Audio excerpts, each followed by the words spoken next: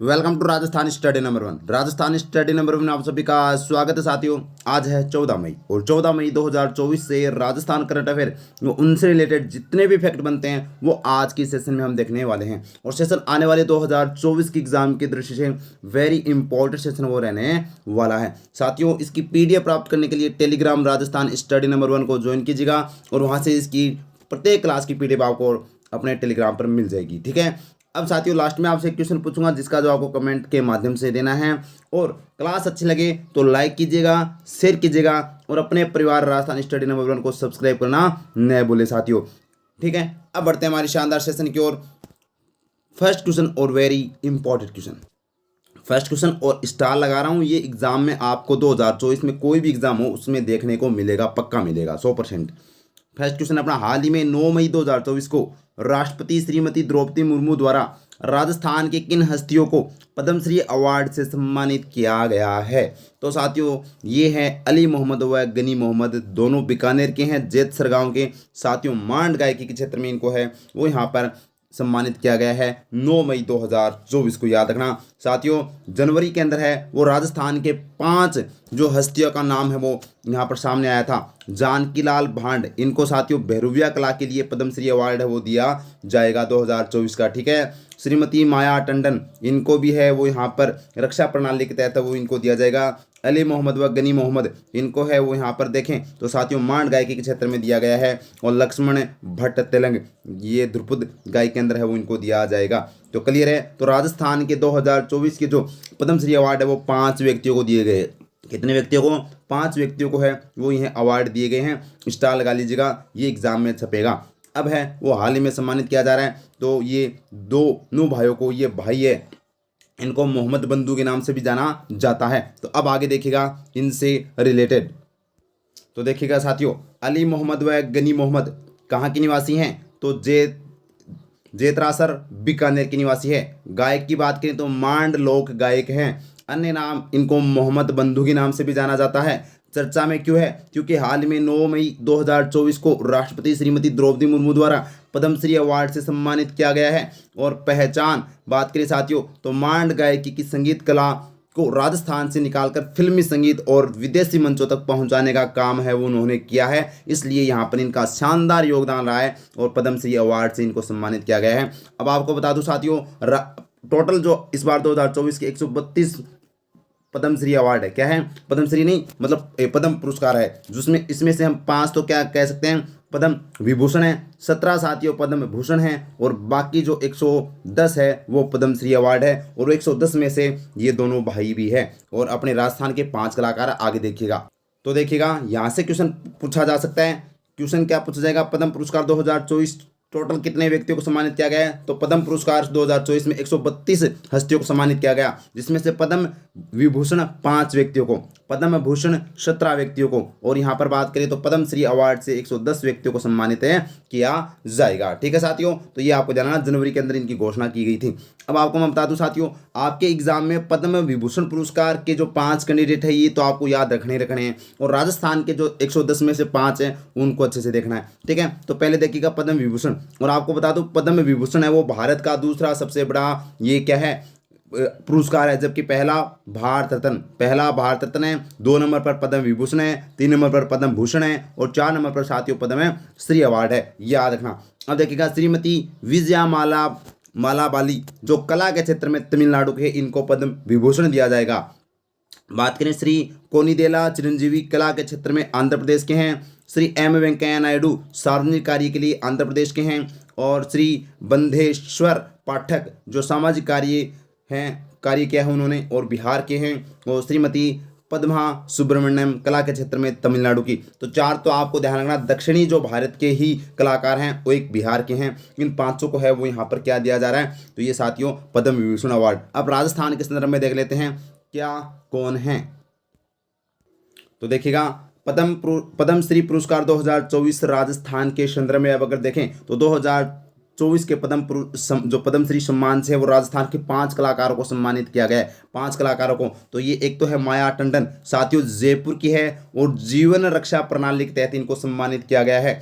ये है पंडित लक्ष्मण भट्ट तेलंग, जो साथियों जयपुर के हैं। ध्रुपद गायकी के लिए इनको है वो सम्मानित किया गया है। और ये साथियों कौन है, जानकीलाल भांड, जो भेरुविया कलाकार हैं। और भीलवाड़ा के साथियों ध्यान रखना, भीलवाड़ा के जानकीलाल भांड पद्मश्री अवार्ड स्टार लगा लीजिएगा। ये आपसे कला संस्कृति के संदर्भ में क्वेश्चन पूछा जा सकता है, करंट के संदर्भ में क्वेश्चन। फिर आगे देखिए, अली गनी मोहम्मद, जो मोहम्मद बंधु है, इनको बीकानेर के ये और गायकी यानी मांड गायकी व संगीत क्षेत्र में है वो इनको दिया गया है। तो उम्मीद करता हूँ क्लियर है अच्छे से। तो ये राजस्थान के 5 जो नाम है वो मैं कह रहा हूँ, जैसे हम सुबह सुबह चाय पीते ना, वैसे एकदम दिमाग में पी लो घोट कर, ठीक है ना।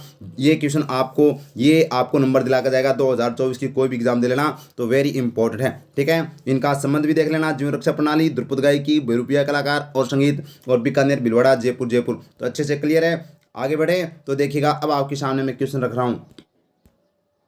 तो देखिएगा अपना क्वेश्चन क्या है। पहला क्वेश्चन है, वर्ष 2024 में कुल कितनी हस्तियों को पद्म पुरस्कारों से सम्मानित करने की घोषणा की गई है? तो इसका आंसर क्या आ जाएगा, 132 साथियों यहाँ पर देखें तो व्यक्तियों को सम्मानित करने की घोषणा की गई है। नेक्स्ट क्वेश्चन है, वर्ष 2024 में कुल कितनी हस्तियों को पद्म विभूषण पुरस्कार से सम्मानित करने की घोषणा की गई है? तो 5 व्यक्तियों को है वो पद्म विभूषण से सम्मानित किया गया है। अच्छे से क्लियर है।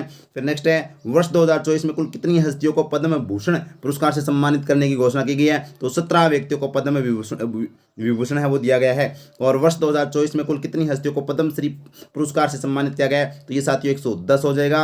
और आगे देखिएगा, 2024 में कुल कितनी हस्तियों को मरणोपरांत पद्म पुरस्कार से सम्मानित किया गया है? तो 9 व्यक्तियों को साथियों मरणोपरांत पद्म, यहाँ पर बात करें पुरस्कारों की, है वो सम्मानित किया गया है पद्म पुरस्कारों से, ठीक है। और वर्ष 2024 में कुल कितनी महिलाओं को पद्म पुरस्कारों से सम्मानित किया गया है? तो साथियों याद रखना, 30 महिलाओं को है वो यहाँ पर, टोटल 132 में से 30 महिलाओं को है वो यहाँ पर पद्म पुरस्कारों से सम्मानित किया गया है। उम्मीद करता हूँ क्लियर हो गया साथियों।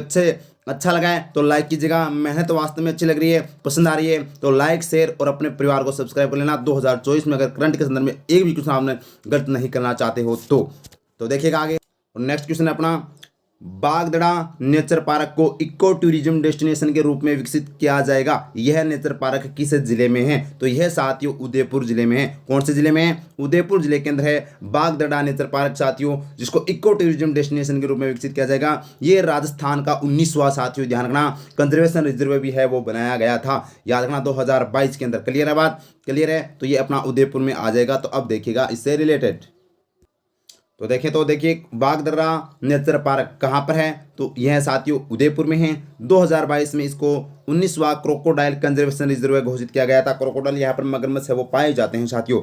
अगर बात करें विकसित किसके रूप में किया जाएगा, तो इको टूरिज्म डेस्टिनेशन के रूप में इसको विकसित किया जाएगा। उद्देश्य क्या है? विकसित करने का उद्देश्य है साथियों कि पर्यटन को बढ़ावा देना, इसका मुख्य उद्देश्य है। यहाँ पर पर्यटक आएंगे तो यहाँ पर देखिएगा, इसका भी यहाँ पर देखें तो अच्छे से संरक्षण होगा और पर्यटक को भी है वो बढ़ावा मिलेगा। तो यहाँ पर इको टूरिज्म डेस्टिनेशन के रूप में विकसित किया जा रहा है। क्लियर है। तो बागदड़ा नेचर पार्क कहाँ पर है? उदयपुर में है। सज्जनगढ़ भी कहाँ पर है? उदयपुर में, जो राजस्थान का पहला जैविक उद्यान है। क्लियर है बात? अब आगे देखिएगा, नेक्स्ट क्वेश्चन देखिएगा, राजस्थान चिकित्सा एवं स्वास्थ्य विभाग ने मौसमी बीमारियों की मॉनिटरिंग हेतु कौन सा ऐप शुरू किया है? तो राजस्थान चिकित्सा एवं स्वास्थ्य विभाग ने मौसमी बीमारियों की मॉनिटरिंग हेतु है वो साथियों ODK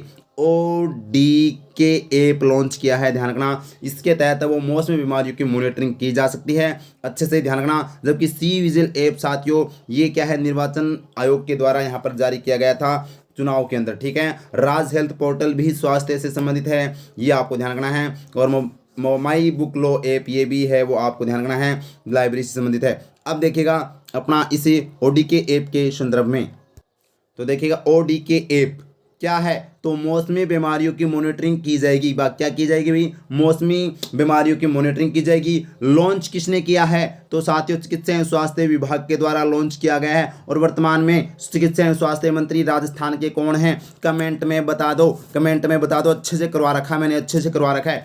देखिएगा आगे देखिएगा उद्देश्य की बात करें तो ODK ऐप का उद्देश्य क्या है? मलेरिया, डेंगू व चिकनगुनिया में कमी लाना इसका मुख्य उद्देश्य है। नवाचार की बात करें तो प्रदेश में मच्छर जनित मौसमी बीमारियों की मॉनिटरिंग हेतु यह नवाचार किया गया है। साथियों, शुभ्रा सिंह कौन है? तो चिकित्सा एवं स्वास्थ्य विभाग के अतिरिक्त जो मुख्य सचिव है ये यहाँ पर कौन है? शुभ्रा सिंह है। और ये बताइएगा भाई, बताइएगा मेरे को, वर्तमान में चिकित्सा एवं स्वास्थ्य मंत्री कौन है? जो आगे नाम आएगा खींवसर, नाम के आगे लगता है खींवसर, तो बता दीजिएगा कमेंट बॉक्स में।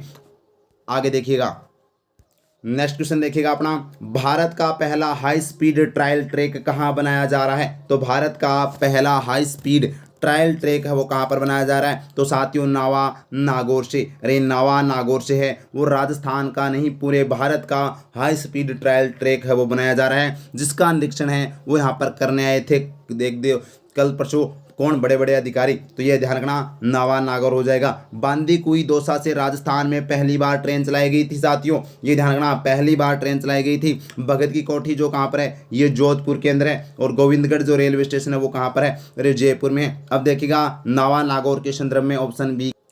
तो देखिएगा नेक्स्ट अपना, नावा नागौर चर्चा में क्यों है? क्योंकि यहाँ पर भारत का पहला हाई स्पीड ट्रायल ट्रैक बनाया जा रहा है। हाई स्पीड ट्रायल ट्रैक ध्यान रखना, इंपॉर्टेंट है, एग्जाम में पूछा जाएगा। ट्रेन की स्पीड क्या होगी? तो यहाँ पर 220 किलोमीटर प्रति घंटा होगी साथियों, 1 घंटे में 220 किलोमीटर की दूरी तय करेगी। ध्यान रखना, Vande Bharat train.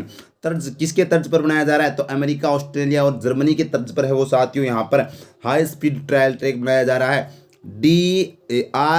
DRDSO research design and standard organisation, क्या है ये? तो ये रेलवे तकनीकी जरूरतों को पूरा करने वाला एकमात्र अनुसंधान संगठन है, जिसके महानिदेशक कौन है? अजय राणा प्रताप ने यहाँ पर निरीक्षण किया है, इसलिए ये वापस ही क्या आ गया? चर्चा में आ गया। तो ये पहला हाई स्पीड ट्रायल ट्रैक है वो साथियों भारत का नवा नागौर में, कहाँ पर है? नवा नागौर के अंदर। क्लियर है बात? क्लियर है। आगे देखिएगा, नेक्स्ट क्वेश्चन है, bandy open a national tournament, bandy open national tournament जो गोवा में आयोजित था उसमें राजस्थान ने कौन सा पदक जीता है? तो राजस्थान ने जीता है साथियों कांस्य पदक। कौन सा पदक जीता है? तो राजस्थान ने यहाँ पर कांस्य पदक जीता है। और इतिहास रचा है, क्यों रचा है? क्योंकि राजस्थान ने इस जो बेंडी ओपन नेशनल टूर्नामेंट में पहली बार भाग लिया था और पहली बार में क्या जीत लिया भाई? ब्रॉन्ज मेडल जीत लिया। तो ये आपको ध्यान रखना है। तो ये अपने आप में के इतिहास हो गया। आगे देखिएगा, तो देखिएगा यहाँ पर बात करें तो देखिएगा भाई, 1 मिनट, हाँ, अब देखिएगा बेंडी ओपन नेशनल टूर्नामेंट का आयोजन कहाँ पर किया गया था? गोवा में किया गया था। पहली बार राजस्थान टीम ने भाग लिया है, पहली बार राजस्थान टीम ने भाग लिया है और कांस्य पदक जीता है। और ये एक किसने जीता कांस्य पदक? राजस्थान ने। और ये क्या है? अपने आप में इतिहास है। वही बात है, अगर आप एग्जाम दे पहली बार एग्जाम देने जाओ और वो एग्जाम आराम से आप अच्छी मेहनत करके जाओ और वो क्वालिफाई हो जाए, तो ये लोगों के लिए क्या होगा? इतिहास ही होगा कि यार पहली बार एग्जाम देने गया, अपने कंपटीशन के उसने एग्जाम फाइट कर दिया, तो बहुत बड़ी बात होती है उन लोगों के लिए। तो वैसे ही साथियों, जिस तरह से राजस्थान ने इतिहास रचा है, तो 2024 में आप भी इतिहास रखना, कसम से मेहनत करो इतनी कि सफलता साथियों शोर मचा। आगे देखिएगा, अब कल के क्वेश्चन हैं जो 13 मई 2024 वाले, उनका फटाफट रिवीजन कर लेते हैं, क्योंकि बार बार रिवीजन करने से साथियों वैज्ञानिक तरीके से कहते हैं कि याद हो जाता है। सप्ताह में अगर 3 बार रिवाइज कर लेते हो तो भूलोगे नहीं जिंदगी में, ठीक है। तो देखिएगा, कल हमने क्वेश्चन पढ़ा था कि हाल ही में भारतीय सामाजिक विज्ञान अनुसंधान परिषद के साथ मिलकर किसने बाल विवाह में फंसे बच्चों पर विश्व का पहला शोध किया है? नाम आता है डॉक्टर कृति भारती, जोधपुर जिले से संबंध रखती है। और यहाँ पर 51 बाल विवाह विच्छेद करवाकर अपने आप में है वो विश्व रिकॉर्ड बनाया है। तो ध्यान रखना, डॉक्टर कृति भारती वेरी इंपॉर्टेंट है। आगे देखिएगा नेक्स्ट क्वेश्चन।